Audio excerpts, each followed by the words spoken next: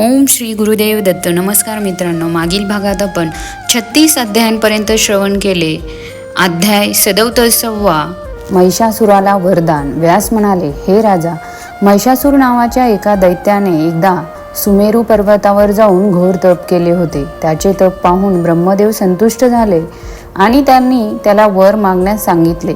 तू जी वस्तू मागशील ती मी तुला देईल, असे ब्रह्मदेव म्हणाले. तेव्हा महिषा नामक दैत्य म्हणाला, पितामहा, आपण मला अमरत्व द्या, मला अमर होण्याची इच्छा आहे. ब्रह्मदेवांनी त्याला समजावून सांगितले की जो जन्माला आला त्याला मृत्यू येणारच आणि जो मरतो त्याला पुनर्जन्म प्राप्त होतोच. कारण संसारिक जीवांना जन्म आणि मृत्यू ही कर्म अवश्य भोगावी लागतात. म्हणून अमरत्व सोडून अन्य काहीही माग. महिषा म्हणाला, जर असे संभव नसले तर मला देव, दानव आणि मनुष्य यांच्यापैकी कोणत्याही पुरुषाकडून मृत्यू देऊ नये. मरण आवश्यकच असले तर मला हा वर द्या, कारण स्त्रीला काही मला मारणे शक्य होणार नाही. ब्रह्मदेव वर देऊन तेथून निघून गेले आणि महिषासुरही प्रसन्न मनाने आपल्या राज्यात निघून गेला. वर मिळाल्यामुळे महिषासुराला अत्यंत अभिमान झाला. तो साऱ्या पृथ्वीवर साम्राज्य करू लागला. त्याचा सेनापती महापराक्रमी चिक्षुर आणि कोत्याध्यक्ष ताम्र होता. 10,000 दानवी सेना त्यांच्या अधीन होती. पूर्वीच्या सर्व राजांकडून त्याने कर वसूल केला. स्वाभिमानी राजांनी त्याचा प्रतिकार केला तेव्हा अशा राजांचा त्याने वध केला. अशा तऱ्हेने एकछत्री राज्य स्थापून त्याने स्वर्ग जिंकण्याचा निश्चय केला. त्याचा हा बेत समजल्यावर लगेच इंद्र सर्व देवांना, लोकपालांना व ब्रह्मा, रुद्र यांना सोबत घेऊन विष्णूकडे वैकुंठात गेला. तेथे सर्वांनी विचार केला आणि ठरवले की महिषासुराशी युद्ध करून त्याला मारणेच योग्य आहे. सर्वजण आपापल्या वाहनांवर बसून युद्धाला सिद्ध झाले. तिकडे महिषासुराची गर्विष्ठ दैत्यसेना तयारच होती. घनघोर युद्ध सुरू झाले. कित्येक वर्ष युद्ध चालले होते. अखेर महिषासुराने विजय मिळवून इंद्रासनावर आपला अधिकार प्राप्त केला. स्वर्गलोकी जे देव होते ते त्यांच्या त्रासाने पळून गेले आणि पर्वतांच्या गुहांमध्ये लपून बसले. हे राजा, त्रस्त असे ते देव ब्रह्मदेवाकडे गेले आणि त्यांनी महिषासुराचा नाश करण्याची विनंती केली. तेव्हा ब्रह्मदेव म्हणाले, तो दैत्य वर मिळवून गर्वाने फुगून गेला आहे. त्याने त्याचा वध पुरुष करू शकत नाही, स्त्रीच करू शकेल. त्यामुळे काय करावे? आपण सर्वजण विष्णूकडे जाऊया. ते सर्वजण प्रथम शिवाकडे कैलासावर गेले. तेथे त्यांनी शिवाला सर्व देवांची होत असलेली दैना सांगितली. तेव्हा शिव म्हणाले, ब्रह्मदेवा, तुमच्याच वरदानामुळे हे सर्व घोर कृत्य होत आहे. तो दानव करीत आहे. आपण सर्वजण आता विष्णूकडे जाऊया, तेच काहीतरी उपाय शोधून काढतील. ते सर्वजण मग विष्णूकडे वैकुंठाला गेले. अध्याय 38. दिव्य तेजाच्या रूपाने देवीचे प्रकटणे. देवांद्वारे देवीची स्तुती. सर्व देव विष्णूकडे गेल्यावर त्यांनी विष्णूंना महिषासुराचा परामर्श घेण्यास सांगितले. तेव्हा विष्णू म्हणाले, आपण अगोदर त्याच्याशी युद्ध केले आहे, तरी आपण त्याचे परिपत्य करू शकलो नाही. तेव्हा जर आता नारळी रूपाने त्याचा प्रतिकार केला तरच तो हरण्याची शक्यता आहे. म्हणून आपण सर्व मिळून त्या पराशक्ती भगवतीची प्रार्थना करूया. त्याप्रमाणे प्रार्थना केल्यानंतर त्यांच्यासमोर तेजस्विनी अशी देवी प्रकट झाली. ती त्रिगुणात्मिका साक्षात महालक्ष्मी होती. तिला 18 हात होते. गौरवर्ण काळ्याभर डोळ्यांची, लाल चुटूक ओठ असलेली, सुंदर काळाभर कुरळ्या केसांची, वक्रकार सुंदर भुवया असलेली, तीन पुष्पासमान नासिका असलेली, सुंदर शुभ्र दातांची, तांबूस बोटे असलेली, बलवान बाहू असलेली, अशी सर्व देवदेवांचे तेज एकटवलेली ती देवी शुभ आकार, सुंदर रूप, श्रेष्ठ स्वरूप धारण करून सर्व देवांपुढे प्रकट झाली. तिला पाहून श्री विष्णू म्हणाले, हे देवदेवांनो, आता आपण सर्वांनी आपापली आयुधे तसेच शस्त्रास्त्रे आणि श्रेष्ठ आभूषणे देवीला समर्पित करा. नंतर देवांनी तिला विविध वस्त्रभूषणे आणि आयुधे अर्पण केली. क्षीरसागराने तिला लाल रंगाची दिव्य वस्त्र दिली. तसेच मणिपंडित चमकणारा हारही अर्पण केला. विश्वकर्माने करोडो सूर्याच्या प्रमाणे तेजस्वी अशी दिव्य चूडामणी, सुंदर कुंडले, बाजूबंद, केयूर, कंगन इत्यादी विविध प्रकारचे रत्नांचे दागिने दिले. त्वष्टाने सुंदर झंकार करणारे पैंजण दिले. महासागराने कंठहार दिला. तसेच रत्नजडित अंगठी अर्पण केली. वरुणाने सदैव प्रफुल्लित अशा कमलपुष्पांची वैजयंतीमाला दिली.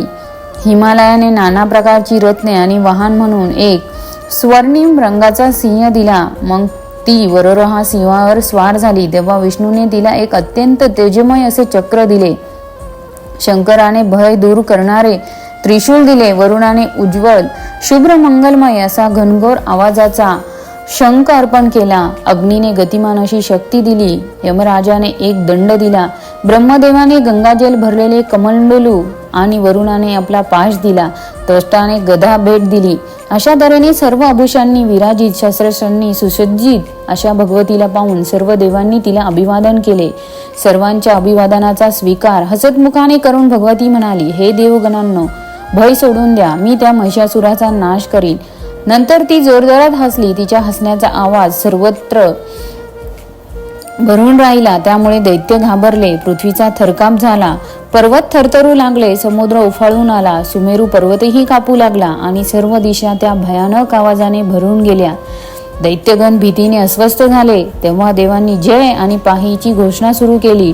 ती ऐकून महिषासूर रागाने लाल झाला. त्याला शंका आली आणि त्याने दैत्यांना आज्ञा दिली की हा आवाज कोठून येतो आहे हे शोधून काढा आणि जो कोणी सापडेल तो दैत्य असो की देव असो त्या आवाज करणाऱ्याला धरून आणा.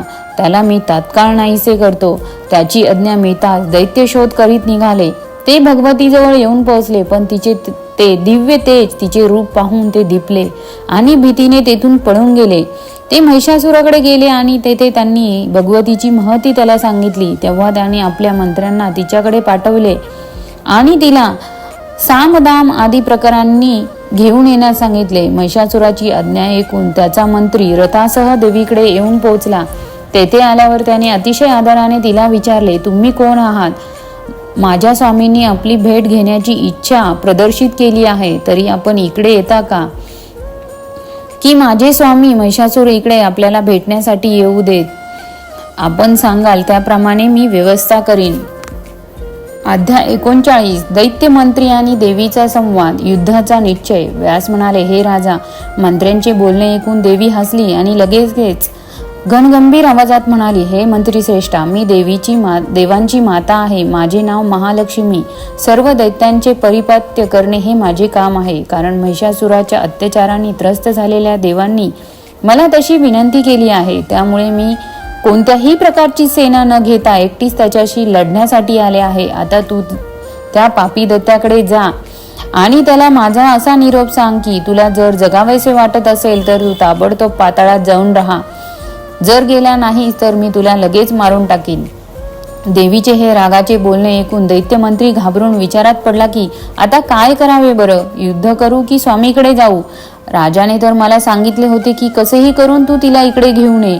तेव्हा मला कोणत्याही प्रकारे भांडण तंटा न करता येथून निघून जायला हवे. तिकडे जाऊन राजाला सर्व हकीकत सांगायला हवी, म्हणजे इतर मंत्र्याच्या सल्ल्याने तो काय ते ठरविल.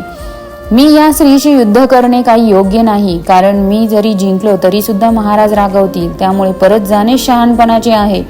मनाशी असे ठरवून तो आपल्या राजाकडे आला. त्याने घडलेली हकीकत महिषासुराला सांगितली आणि म्हटले, आपल्या आज्ञेशिवाय मी काहीच करू शकत नव्हतो. तेव्हा आता पुढे काय करायचे ते आपणच ठरवा. मंत्र्याचे बोलणे ऐकून महिषासुराने आपल्या वृद्ध मंत्र्याचा सल्ला विचारला. तेव्हा तत्वजानकर ताम्र म्हणाला, अशी पराक्रम संपन्न आणि 18 भुजा असलेली स्त्री त्रिलोकात कोठेच आढळलेली नाही. तिच्या भुजा शस्त्रशास्त्रांनी सुसज्जित आहे. म्हणजे ती गोष्ट तर आपणाला अत्यंत विपरीत अशी आहे. म्हणून माझा विचार असा आहे की आपण लगेचच युद्धाची घोषणा केली पाहिजे. हे ऐकून महिषासूर म्हणाला, तूच आता युद्धास तयार हो आणि धर्मयुद्ध करून तिला जिंकून ये. ताम्र लगेच आपले सैन्य घेऊन तिकडे निघून गेला.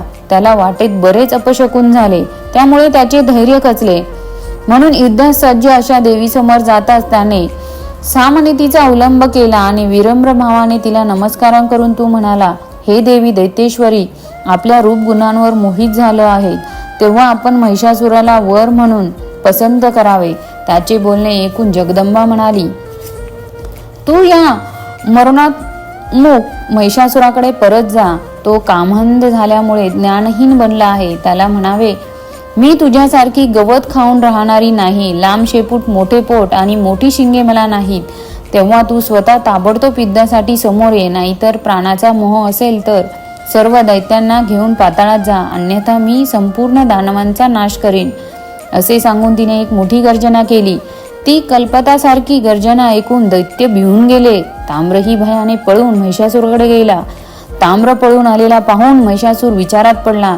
त्याला निर्णय घेता येईना म्हणून त्याने पुन्हा आपल्या मंत्रिमंडळाला बोलावून घेतले आणि त्यांचा सल्ला मागितला.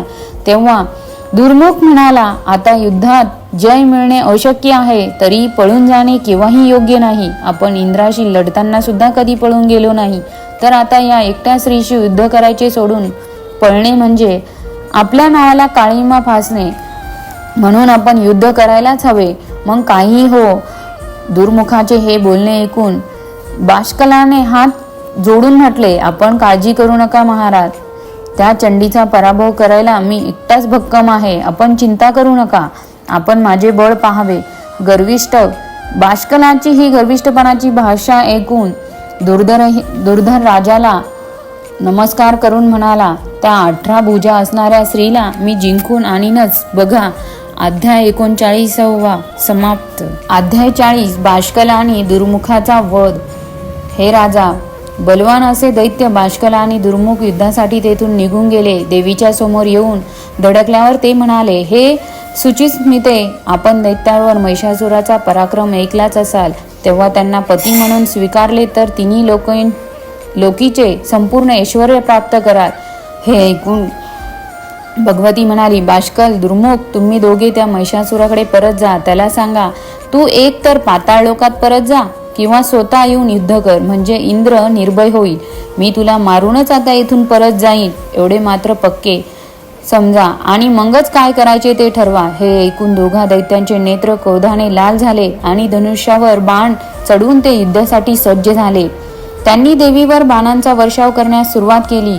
देवीने हे गर्जना करून त्यांच्या बाणांना प्रत्युत्तर दिले. नंतर दुर्मुख एका बाजूला उभा राहून पाहू लागला. बाष्कल आणि देवी यांच्यात बाण, खडग, मुदगर इत्यादी शस्त्रांनी युद्ध सुरू झाले. नंतर गदायुद्ध झाले आणि देवीने त्रिशूल घेऊन त्याच्या वक्षस्थलावर प्रहार केला. त्यामुळे तो पडला आणि प्राणहीन झाला. देवगण देवीचा जयघोष करू लागले. बाष्कल पडलेला पाहताच दुर्मुख फारच रागावला आणि तो सरसावून देवीच्या पुढे येऊन धडकला. तेव्हा देवीने त्याचे धनुष्य 5 बाणांनी उडवून लावले. तसेच त्याच्या श्रेष्ठ रथाचाही तिने चक्काचूर करून टाकला.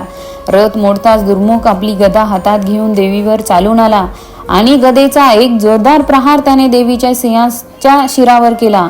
पण तो महाबली सिंह जराही विचलित झाला नाही. गदा घेऊन उभ्या असलेल्या दुर्मुखाकडे पाहून देवीने आपल्या तलवारीने त्याचे मस्तक उडवले. देवांनी हे दृश्य पाहताच देवीवर पुष्पदृष्टी केली आणि आनंदाने जयघोष सुरू केला. अध्याय 40 समाप्त. अध्याय 41 ताम्र आणि चक्षुराचा वध, दैत्यांचा वध. दुर्मुखाच्या मृत्यूची वार्ता ऐकून दत्तराज दानवांना म्हणाला, अरे, हे काय झाले? एका अबलेकडून माझ्या दोघा वीरांचा मृत्यू हवा. त्याचा सेनापती महारथी चक्षुर म्हणाला, स्त्रियांचा पराभव करण्यास असे काय मोठे लागते? मी आत्ताच निघतो. असे म्हणून तो आपल्या रथात जाऊन बसला आणि सेनाबरोबर घेऊन तो युद्धभूमीकडे गेला. त्याचा पाठीराखा ताम्रही त्याच्याबरोबर गेला. त्याच्या सैन्यांच्या जल्लोषाने दिशा आणि आकाश भरून राहिले. शिवेने जेव्हा त्यांना येताना पाहिले तेव्हा तिने शंख, घंट यांचा नाद केला आणि प्रत्येचा ओढून तिचाही आवाज काढला. त्या संमिश्र आवाजाने सर्व दैत्य घाबरून गेले आणि सैरावैरा पळू लागले. त्यांना पळताना पाहून चक्षुर रागावला आणि त्यांना म्हणाला, अरे, तुम्ही असे काय भीता? तुम्ही पळून जाऊ नका, थांबा आणि बघा, मी हिला आता आपल्या बाणांनी घायाळ करून टाकतो. असे बोलून ताम्र आणि चक्षुर दोघेही एकाच वेळी तिच्याशी लढायला पुढे सरसावले. तेव्हा महामाई क्रोधाने घोर बाणवर्षाव करू लागली. त्यामुळे सर्व दानवांचे बाण आणि कवच छिन्न छिन्न होऊन गेले. तिच्या बाणांनी घायाळ झालेले दैत्य मग चिडून गेले आणि अतिशय वेगाने त्यांनी देवीवर बाण सोडला. अशा प्रकारे घनघोर युद्ध सुरू झाले. तेव्हा ताम्राने एक लोखंडाचे मुसळ घेऊन देवीच्या सिंहावर फेकले आणि तो भयंकर गर्जना करू लागला. तेव्हा देवी ही अतिशय क्रुद्ध झाली आणि तिने आपल्या खड्गाने त्याचा शिरच्छेद केला. शिर कापले गेल्यावरही त्याचे धड काही काळ मुसळाने प्रहार करीतच राहिले व नंतर थोड्या वेळाने ते जमिनीवर पडले. ताम्राला असे पडलेले पाहताच चक्षुर आपले खडक सरसावून देवीवर धावून आला. त्याला येताना पाहून देवीने भराभर 5 बाण त्याच्यावर सोडले. त्याच्यातल्या एका बाणाने त्याचे खडक आणि दुसऱ्या बाणाने त्याचा हातच काटला गेला. उरलेल्या 3 बाणांनी त्याचे मस्तक धडावेगळे होऊन जमिनीवर पडले. अशा प्रकारे अजिंक्य असे दोघे वीर देवीने सहज लोळविले. तेव्हा दैत्यसेन भयभीत होऊन पळून गेले. आकाशातील देवांना अतिशय आनंद झाला. त्यांनी देवीवर पुष्पवृष्टी केली, जय जयकार करू लागले. ऋषी, गंधर्व, वेता, सिद्ध, चारण, देव सर्वजण म्हणू लागले, हे देवी अंबे, तुझा जय जयकार असो. चिक्षुर आणि ताम्राच्या मृत्यूची वार्ता ऐकून महिषासूर अतिशय चकित झाला आणि त्याने अन्य महाबलवान दैत्यांना रणभूमीकडे पाठवले. त्यात असिलोमा व विडालाक्ष हे दोघे प्रमुख होते. ते शस्त्रास्त्रांनी सुसज्ज होते. सेना बरोबर घेऊन रणांगणावर गेले. त्यांनी देवीचे रूप पाहिले आणि त्यांचे धैर्य खचून गेले. तथापि त्यांनी विचार केला की आपल्या स्वामीचे कार्य महत्वाचे आहे, यापुढे आपले प्राण म्हणजे तृणवत आहे, असा विचार करून ते संग्रामासाठी रणात उतरले. प्रथम विडालाक्षाने देवीवर 7 बाण सोडले. असिलोमा एकीकडे उभा राहून पाहू लागला. अंबिकेने विडालाक्षाचे 7ही बाण आपल्या बाणाने तोडून टाकले आणि 3 तीक्ष्ण बाण त्याच्यावर सोडले. त्या बाणांनी आपले कार्य चोखपणे बजावले आणि त्या दैत्याला जमिनीवर लोळवले. हे पाहून असिलोमा युद्धाला तयार झाला. आपला उजवा हात उचलून तो देवीला म्हणाला, हे देवी, दुरात्मा दानवांचा मरण काळ जवळ आला आहे, हे मी पक्के जाणून आहे. पण पराधीन असल्यामुळे मी युद्धात उतरलो आहे, कारण महिषासूर प्रिय अप्रिय काही जाणतच नाही. त्यानंतर त्याने बाणामागून बाण भगवतीवर सोडले, पण देवीने ते मार्गातच कापून टाकले. नंतर तिने असिलोमाला बाणांनी जखमी केले. लोखंडाची एक जड गदा घेऊन असिलोमाने ती सिंहावर मारली, पण तिकडे लक्ष न देऊन सिंहाने त्याला पकडले व आपल्या तीक्ष्ण नखांनी त्या दैत्याचे हृदय विदीर्ण केले. तरीही गदा घेतलेला तो दैत्य सिंहावर चालून गेला. त्याने गदेचा वार देवीवरही केला, पण देवीने तो वार चुकविला. तिने त्याचा शिरछेद केला. त्यामुळे त्या दैत्यांच्या सेनात हाहाकार माजला. सिंहाने बरीचशी सेना नष्ट भ्रष्ट केली. तेव्हा तेथून वाचलेले दानव पळून गेले. त्यांनी रणांगणातील हकीकत महिषासुराला सांगितली. ती ऐकून महिषासूर व्याकुळ झाला, दुःखाने पिडला आणि त्रासून गेला. अध्याय 41 समाप्त. अध्याय 42 महिषासुराचा वध आणि देवांनी केलेली देवीची स्तुती. व्यास म्हणाले, हे राजन, त्या सैनिकांचे बोलणे ऐकून महिषासूर अतिशय क्रोधित झाला आणि त्याने लगेच दारुकाला सांगितले की माझा अद्भुत रथ इकडे घेऊन ये. त्याच्या त्या रथाला 1000 गाढव जोडलेले होते. आज्ञा मिळताच सारथी रथ सुसज्ज करून घेऊन हजर झाला. मग महिषासुराने मनुष्य रूप धारण केले आणि तो आपल्या सैन्यासह देवीकडे निघाला. देवीने त्याला येताना पाहता शंखध्वनी केला. तो शंखनाद ऐकून सर्वजण विस्मित झाले. महिषासूर देवीच्या समीप येऊन पोहोचला आणि सुस्मित वदनाने म्हणाला, हे देवी, संसारवासी स्त्री पुरुष सर्वजण सुखप्राप्तीची इच्छा करीत असतात. मनुष्याच्या परस्पर संयोगातच सुख असते, असंयोगात नसते. त्या संयोगाचे जे अनेक प्रकार आहेत, त्या सुप्रीती संयोगाची उत्पत्ती पारस्परिक प्रेमाने होते. हेतुस्थ संयोग एखाद्या कार्यासाठी प्रगट होतो आणि स्वभावस्थ संयोग आपोआपच उत्पन्न होत असतो. आता प्रथम प्रेमाने उत्पन्न होणाऱ्या संयोगाची तुला माहिती सांगतो. माता पिता आणि पुत्र यांच्यातील जो संयोग असतो त्याचे कारण म्हणजे प्रेम, त्यामुळे तो सर्वोत्तम मानला जातो. भावाभावातील संयोगात काही खास हेतू नसतो, त्यामुळे तो मध्यम प्रतीचा मानतात. वरील सर्व उत्तम संयोगांनी सुखाची आणि मध्यम सुखाची प्राप्ती होते. विविध कामामुळे नौकेतून वगैरे एकत्र होण्याचे स्वाभाविक संयोग होतो. त्यात मनातील निरनिराळे भाव वृत्तीमुळे संयोगाच्या लक्षणातही बदल होत असतो. तो संयोग अल्प क्षणिक सुख देणारा असतो, त्यामुळे ज्ञानी लोक तो निकृष्ट व श्रेष्ठ यांचा संयोग मानतात. यावरून कळते की सुख देणारा संयोग म्हणजे अच्युतम संयोगच होय. म्हणून हे कांते, संयमवश्यक स्त्री पुरुषाचा संयोगच अच्युतम संयोग मानतात. त्यात अच्युतम सुखाची प्राप्ती होते. त्यात एकमेकांच्या गुणांचा परस्पर परिचय होतो. म्हणून तू माझ्याशी संयोगाला संमती दे, त्यामुळे तुला सुख प्राप्ती होईल. मला आपल्या इच्छेप्रमाणे वेगवेगळी रूपे घेता येतात. इंद्रांनी देवांना मी पराभूत केलं आहे. दिव्य रत्नांचा संग्रह माझ्या भुवनात मी केलेला आहे. हे सुंदरी, तू माझी पट्टराणी होऊन त्या रत्नांचा पूर्ण उपभोग घेऊ शकशील किंवा कोणालाही देऊ शकशील. मी तुझा दास बनू इच्छितो. जर तू म्हणत असशील तर तुझ्यासाठी मी देवांशी असलेले शत्रुत्व सोडून देईल. तुला सुख मिळावे म्हणून मी तुला हवे ते लगेच करण्यास तयार आहे. हे विशाललक्षी, तू मला आज्ञा करावीस, मी ते पालन करेल. कारण हे चामुरभाषिणी, मी तुझ्या रूपावर मोहित झालो आहे. ब्रह्मदेवापुढेही मी कधी झुकलो नाही, पण तुझ्यापुढे मी हात जोडून उभा आहे. हे भामिनी, बघ, मी इतका मोठा वीर असूनही तुझा दास बनलो आहे. त्याची ही सगळी बडबड ऐकून देवीने स्मित हास्य केले आणि ती त्याला म्हणाली, मी फक्त एका परमपुरुषाशिवाय दुसऱ्या कोणा पुरुषाचा विचार करीत नाही. त्याचीच मी इच्छाशक्ती आहे. मी संपूर्ण विश्वाची निर्मिती आहे. परमपुरुषाच्या सानिध्यानेच मी सदा चैतन्य राहते. खरे म्हणजे मी जड असून या परमपुरुषाच्या संयोगाने चैतन्यरूपी होते. हे मूर्खा, तू मंदात्मा आहेस म्हणून स्त्री संयोगासाठी उत्सुक आहे, पण स्त्री ही पुरुषांना बंधन घालणारी शृंखला आहे. लोखंडाच्या शृंखलेत बांधलेली व्यक्ती एक वेळ बंधमुक्त होऊ शकेल, पण स्त्रीच्या बंधनात जखडलेला पुरुष कधीच मुक्त होऊ शकत नाही. हे मंदात्मा, तू सुखासाठी शांतीचा आश्रय घे, कारण शांती म्हणजेच खरे सुख. स्त्रीचा संग तर महादुःख देणारा आहे. हे माहीत असूनही तू मोहात का पडतो आहेस? तू देवांशी असलेले वैर सोडून स्वेच्छेने कुठेही जा. जर जिवंत राहायचे असेल तर पाताळात निघून जा, नाहीतर माझ्याशी युद्धाला तयार हो. मी तयारीत आहे. तू नीट बोललास म्हणून मी तुला ही सत्य गोष्ट सांगते आहे. मला संतुष्ट करायचे असेल तर पाताळात जा. सज्जनात 7 शब्दांचीच मैत्री जडते म्हणून मी तुला जिवंत सोडून देते.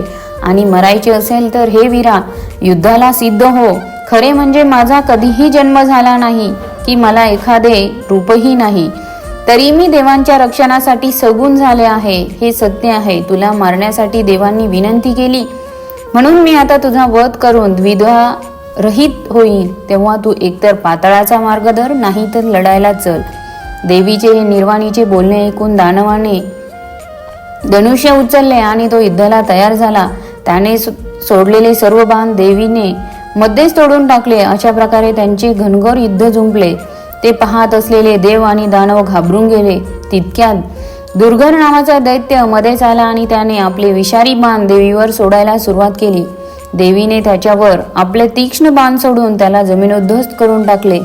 तो पडलेला पाहून त्रिनेत्र नावाचा दैत्य युद्धात उतरला आणि त्याने देवीवर 7 बाण सोडले. देवीने ते बाण मार्गातच कापून काढले आणि त्याच्यावर त्रिशूलाचा भयंकर प्रहार केला. त्यामुळे तो जागच्या जागी मरून पडला. नंतर अंधक लोखंडाची गदा घेऊन आला आणि त्याने सिंहावर प्रहार केला. सिंहाने चिडून त्याला आपल्या नखांनी फाडून टाकले आणि भक्षण केले. आपल्या वीरांचे हे मरण पाहून महिषासूर चिडला आणि तो देवीवर बाणांचा पाऊस पाडू लागला. पण देवीने आपल्या बाणांनी त्याच्या बाणांचे तुकडे करून टाकले. तिने महिषासुराच्या वक्षस्थलावर गदेने प्रहार केला. देवांना भिडणारा तो दैत्य त्या प्रहाराने मूर्छित होऊन पडला. पण काही क्षणातच तो उठला आणि अतिशय क्रोधाने तो सिंहावर तुटून पडला. त्याने सिंहाच्या मस्तकावर गदा मारली. सिंहाने आपल्या नखांनी त्याला घायाळ केले. तेव्हा त्याने मनुष्य रूप सोडून सिंहरूप घेतले आणि आपल्या नखांनी तो सिंहाला जखमी करू लागला. तेव्हा रागाने देवीने त्याच्यावर तीक्ष्ण बाण सोडले. तेव्हा सिंहरूप सोडून तो हत्ती बनला आणि त्याने एक पर्वत शिखर आपल्या सोंडेने उखडून काढून देवीच्या अंगावर भिरकावले. ते आपल्याकडे येताना पाहून देवीने बाणवृष्टी करून त्याचे तुकडे तुकडे करून टाकले. नंतर देवीने अट्टहास केला. सिंह उडी मारून हत्तीरूप दैत्याच्या मस्तकावर जाऊन बसला आणि त्याने तीक्ष्ण नखांनी त्याचे मस्तक फाडायला सुरुवात केली. तेव्हा महिषाने हत्तीचे रूप सोडून सिंहाला मारण्याच्या विचाराने भव्य असे शर्माचे रूप घेतले. त्याला त्या रूपात पाहून देवीने खड्गाने त्याच्या मस्तकावर वार केला. त्यानेही भगवतीवर आघात केला. अशा तऱ्हेने दोघांमध्ये पुन्हा घोर युद्ध जुंपले. तेव्हा महिषाचे रूप घेऊन त्याने देवीवर आपल्या शिंगांनी प्रहार करणे सुरूच केले. तेव्हा रागाने लाल डोळे झालेली भगवती चंडिका आपले त्रिशूळ हाती घेऊन महिषासुरावर प्रहार करू लागली. त्यातील एका प्रहाराने व्यतिक होऊन दैत्य मूर्छित होऊन पडला. पण काही क्षण जाताच तो उठून देवीवर पदघात करू लागला. पुन्हा पुन्हा पदघात करता करता दैत्याने असा काही कर्कश चित्कार केला की त्यामुळे सर्व देव भयभीत झाले. तेव्हा देवीने एक सहस्रधारांचे नाभियुक्त चक्र हाती घेतले आणि ती म्हणाली, हे मदमंदा, हे चक्र पहा, हेच तुझ्या हा कंठाचा उच्छेद करेल. क्षणभर थांब, तुला आता सरळ यमलोकीच पाठवते. असे म्हणून तिने ते दारुण चक्र जोरात त्याच्यावर सोडले. त्यामुळे तो दैत्य काही क्षणातच मस्तका वेगळा होऊन जमिनीवर पडला. हे पाहून सर्व देवांनी जयघोष केला. दानव भयभीत होऊन पाताळात पळाले. सर्व देवगण, मुनिगण, मनुष्य आणि पृथ्वीवरचे सर्व प्राणी आनंदात बुडून गेले. व्यास म्हणाले, हे जन्मय, दैत्याचा वध झालेला पाहून इंद्रादी देव अत्यंत हर्षित झाले आणि त्यांनी अनन्यभावे देवी भगवतीची स्तुती केली. ते म्हणाले, तुझी अगम्य गती वेदही जाणीत नाही, तर आम्ही मंदबुद्धी कसे जाणणार? तू त्या दुराचारी आणि त्रैलोक्य कंटक महिषासुराचा वध करून आमच्यावर फार मोठा उपकार केला आहे. हे अंबे, आता तू आम्हाला अशी शक्ती दे की ज्यामुळे आम्ही तुझे चरणाभुज ध्यानी धरून तुझी स्थिर भक्ती करीत राहू. भगवतीने तथास्तु म्हटले आणि ती अंतर्धान पावली. अध्याय 42 समाप्त. अध्याय 43 शत्रुघ्नला राज्यप्राप्ती. हे व्यासमुनी, आपण म्हणालात की देवी अंतर्धान पावली, तर मग ती तेथून कुठे गेली? स्वर्गलोकी गेली की मृत्यूलोकीच कुठेतरी राहिली? का कोठे विलीन झाली? अथवा वैकुंठधामी गेली किंवा सुमेरू पर्वतावर कोठे गेली? व्यास म्हणाले, हे राजन, मी तुला पूर्वीच मणिद्वीपाबद्दल सांगितले आहे ना. ते द्वीप तिचे अतिशय आवडते स्थान आहे. ते सुधा सागराच्या मध्यभागी आहे. तेथे जगदंबा नित्य विहार करते. जेव्हा तिने महिषासुराचा वध केला आणि देवांनी तिचे पूजन केले, तेव्हा ती तेथे अंतर्धान पावली आणि थेट मणिद्वीपला गेली. तेथे त्या सनातनी मायाशक्तीने क्रीडा करण्यास सुरुवात केली. देवांनी जेव्हा पाहिले की भगवती सर्वेश्वरी अंतर्धान झाली, तेव्हा ते तेथून निघून गेले. पण आपापल्या निवासाला जाण्यापूर्वी त्यांनी सूर्यवंशातील शत्रुघ्न नावाच्या अयोध्येच्या अद्भुत शूर राजाकडे महिषासुराचे राज्य सोपविले. देव आपापल्या ठिकाणी गेल्यावर राजा शत्रुघ्नाने पृथ्वीवर धर्मराज्य स्थापन केले. त्यामुळे प्रजा अतिशय सुखी झाली. वेळेवर वृष्टी होऊ लागली. धान्य विपुल प्रमाणात पिकू लागले. वृक्ष फळाफळांनी वाकून गेले. सर्व प्राणी मात्र सुखी झाले. गायी दूध देऊ लागल्या. नद्या सुमार्ग गमिनी झाल्या. ब्राह्मण वेदतत्वाचे ज्ञाता बनले आणि यज्ञानुष्ठानाचे कार्य करू लागले. सर्व राजे शांततावादी बनले. तसे शास्त्रात पारंगत होऊन प्रजारक्षणात तत्पर असे बनले. त्यांचे शासन न्यायावर अधिष्ठित असे बनले. सर्व प्राणी वैरभावरहित असे बनले. खाणी अपार धन रत्नादी देऊ लागल्या आणि गोठे गायींनी परिपूर्ण असे दिसू लागले. सर्व मानव भगवतीचे भक्त बनले. ब्राह्मण तसेच क्षत्रिय यांनी केलेल्या यज्ञांनी संपूर्ण पृथ्वी व्याप्त झाली. सर्वत्र यज्ञ युग आणि मंडिले दिसू लागली. सर्व स्त्रिया प्रतिव्रता धर्माचे पालन करणाऱ्या सुशीला आणि सत्यवादिनी झाल्या. पुत्र धर्मपारायण होऊन मातापितांची भक्ती करू लागले. भूमंडलावर कुठेही अधर्म किंवा पाखंड शिल्लक राहिला नाही. वेदवाद किंवा शास्त्रवाद यांच्याविषयी अन्य कोणताच वाद अस्तित्वात राहिला नाही. पारस्परिक कलह नष्ट झाले. निर्धनता समाप्त झाली. सर्व गोष्टीत शुभेच्छेचा अंतर्भाव झाला. अकाल मृत्यू नष्ट होऊन सर्वत्र सुख दिसू लागले. विरहाची पाळी येत नव्हती. अनावृष्टी आणि दुर्लक्षित अशी संकटे संपूर्णपणे नष्ट झाली. रोग मत्सर विरोधाभास यांची इतिश्री झाली. सर्व व्यक्ती रोगहीन आणि ऐश्वर्य संपन्न झाल्या. अध्याय 43 समाप्त. अध्याय 44 शुंभ निशुंभाधारा स्वर्ग विजय. प्राचीन काळी शुंभ निशुंभ नावाचे 2 महाबलवान असे वीर होऊन गेले. त्यांच्याजवळ अमाप सेना होती. ते दुराचारी आणि मंतोमंद झाले होते. ते देवांना नेहमी त्रास देत असे. ते पाताळातून पृथ्वीवर आले. दिसायला ते अतिशय सुंदर होते. ते जेव्हा प्रौढ बनले तेव्हा प्रसिद्ध अशा पुष्कर क्षेत्रात जाऊन अन्नपाणी वर्ज्य करून तप करू लागले. योगविद्या पारायण बनून ते एकाच आसनावर बसून तप करू लागले. असे खूपच दिवस गेले. तेव्हा त्यांचे हे घोर तप पाहून ब्रह्मदेव प्रसन्न झाले. मग त्यांच्याजवळ जाऊन ब्रह्मदेव म्हणाले, हे तपस्वीजन, उठा, मी तुमच्या या घोर तपश्चर्येमुळे प्रसन्न झालो आहे. तुम्ही वर मागा. तुम्ही जे मागाल ते मी तुम्हाला देईन. व्यास म्हणाले. ब्रह्मदेवाचे वचन ऐकून त्या दोघांनी समाधी सोडून दिली आणि उठून त्यांनी ब्रह्मदेवाला वंदन केले. तपामुळे दुर्बल झालेल्या त्या दोघांनी विनयाने म्हटले, हे देवा, दया सिंधू, आपण भक्तांना अभय देणारे आहात. हे ब्रह्मदेवा, आपण आम्हावर प्रसन्न झाला आहात तर आम्हाला अमरत्व द्या. ब्रह्मदेव म्हणाले, अरे तुम्ही हा कसला वर मागता आहात? हे विपरीत आहे. असे वरदान तर त्रिभुवनात कोणीही देऊ शकत नाही, कारण जो जन्म घेतो त्याला मृत्यू हा येतोच. ईश्वर चैत्याने घातलेली ही अटळ अशी मर्यादा आहे. त्यामुळे तुम्ही दुसरे एखादे मागणे मागा. ब्रह्मदेवाचे हे बोलणे ऐकून त्या दोघांनी एकमेकांशी ठरवून ब्रह्मदेवाला सांगितले की जर अमरत्व असंभव असेल तर आम्हाला असा वर द्या की देव, पुरुष, मनुष्य, मृग, पक्षी इत्यादी कोणी आम्हाला मारू शकणार नाही. ब्रह्मदेवाने त्यांच्या म्हणण्याप्रमाणे त्यांना वर दिला आणि ते निघून गेले. त्या दानवांनी मग शुक्राचार्यांना आपले गुरु मानून त्यांचे पूजन केले. शुक्राचार्यांनी शुभ नक्षत्र पाहून एक सुंदर सिंहासन तयार करून दैत्यांना भेट म्हणून दिले. शुंभ हा मोठा असल्यामुळे त्यांना सिंहासनावर बसविले. चंड आणि मुंड अत्यंत बलवान असे दोघे भाऊ आपली विशाल दैत्यसेना आणि रथ, घोडे, हत्ती यासह त्यांना येऊन मिळाले. शुंभ दैत्यराज झाला. ही बातमी ऐकून प्रचंड पराक्रमी असा धूम्रलोचन नावाचा दैत्यही आपली सेना घेऊन त्याच्याकडे आला. रक्तबीज नावाचा वर प्राप्त झालेला दैत्यही आपली 2 औक्षणी सेना घेऊन त्याच्याकडे आला. रक्तबीज अजय होण्याचे कारण म्हणजे त्याला वर मिळाल्यामुळे युद्धात त्याच्या देहातून जितके रक्ताचे थेंब टिपकतील तेवढेच त्यातून क्रूर आणि शस्त्रधारी असे वीर तत्काळ उत्पन्न होत असत. तसेच आणखी कितीतरी दैत्य शूरवीर आपापली चतुरंग सेना घेऊन त्याच्याकडे येऊन मिळाले आणि शुंभाला सम्राट मानून त्यांच्या आधिपत्याखाली राहू लागले. त्यामुळे शुंभ निशुंभाच्या आधिपत्याखाली असंख्य सेना आली आणि शुंभाला सम्राट मानून त्यांच्या आधिपत्याखाली राहू लागले. त्यामुळे शुंभ निशुंभाच्या आधिपत्याखाली असंख्य सेना आली आणि त्यांनी पृथ्वीवरील सर्व राज्य आपापल्या अधीन करून टाकली. त्यानंतर निशुंभाने विशाल सेना एकत्रित करून इंद्रावर जय मिळवण्याच्या हेतूने स्वर्गलोकावर आक्रमण केले. तेथे त्याने लोकपालाशी भीषण युद्ध केले. त्यावेळी इंद्राने त्याच्या हृदयावर प्रहार केला. त्यामुळे दैत्यराजाचा धाकटा भाऊ निशुंभ युद्धात पडला आणि त्यांची सर्व सेना सैरावैरा पळून गेली. आपला भाऊ मूर्छित झालेला ऐकून मग शुंभ स्वतः स्वर्गात येऊन पोहोचला आणि त्याने देवांवर प्रहार केला.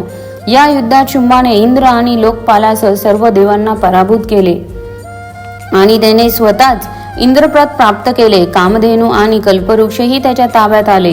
नंदनवनात येऊन तो अतिशय प्रसन्न झाला. त्याने तिन्ही लोकींचे राज्य हस्तगत केले. यज्ञभागही तो स्वतःच घेऊ लागला. अशा तऱ्हेने राज्य स्त्रीपासून भ्रष्ट झालेले देव नंदनवनातून पळून जाऊन गिरी कंदरात लपून छपून भीतीने राहू लागले. हे राजा, आता त्यांना कोणतेच सुख प्राप्त नव्हते. त्यांना त्यांच्या स्थानावरून दैत्यांनी हटविले होते. सुख हे नेहमी देवाधीन असते. अध्याय 44 समाप्त. अध्याय बघण्यासाठी चॅनलला सबस्क्राईब करा.